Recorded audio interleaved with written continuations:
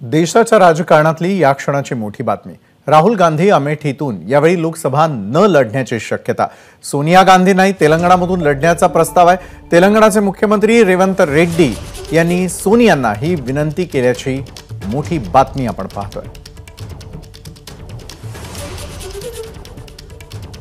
देशाच्या राजकारणामधली या क्षणाची सर्वात मोठी बातमी। राहुल गांधी अमेठीतून यावेळी लोकसभा न लढण्याची शक्यता आहे, तर दुसरीकडे सोनिया गांधी नाही, तेलंगणामधून लढण्याचा प्रस्ताव देण्यात आलेला। तेलंगणाचे मुख्यमंत्री रेवंत रेड्डी यांनी सोनियांना ही विनंती केलेली आहे।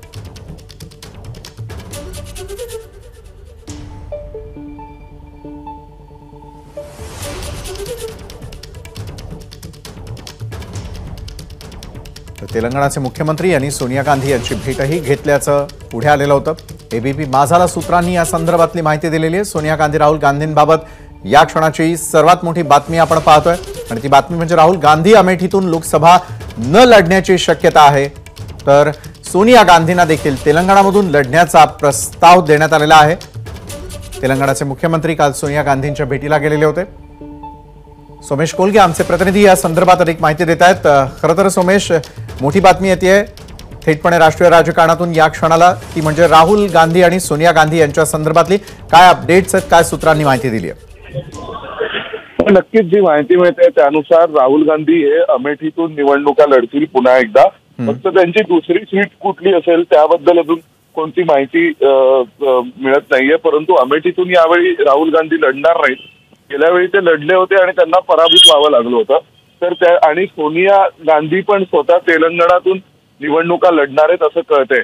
राहुल गांधींच्या पण कदाचित दोन्ही जागा या दक्षिण भारतातल्या असतील, कारण गेल्या वेळी ते अमेठीत लढले होते, जी परंपरागत जागा होती, पण त्यांना स्मृती इराणींकडून पराभव पत्करावा लागला आणि त्यांच्या झालेल्या पराभवामुळे एक प्रकारे मॉरल ब्रेकडाऊन होण्यावरही काँग्रेसवर वेळ आली होती। त्यामुळे यावेळी राहुल गांधी हे अमेठीत लढणार नाहीत।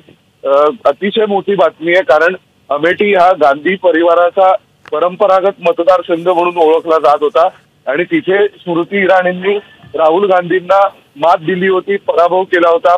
त्यावेळी राहुल गांधींचा दुसरा मतदारसंघ हा वायनाड होता। यावेळी आता ते त्यांचा एक मतदारसंघ हा कोणता निवडतात, तो स्ट्रॅटेजिकली शक्यता आहे की कदाचित ते पूर्वोत्तर भारतातला एखादा मतदारसंघ निवडतात का, किंवा मग दोन्ही मतदारसंघ हे दक्षिणेतलेच निवडतायत, याविषयी वेगवेगळ्या चर्चा सुरू आहेत। परंतु सध्या मिळणाऱ्या माहितीनुसार राहुल गांधी अमेठीतून लढणार नाहीत यावेळी। धन्यवाद सोमेश, आपण दिलेल्या या सविस्तर माहितीसाठी। एबीपी माझा, उघडा डोळे बघा नीट।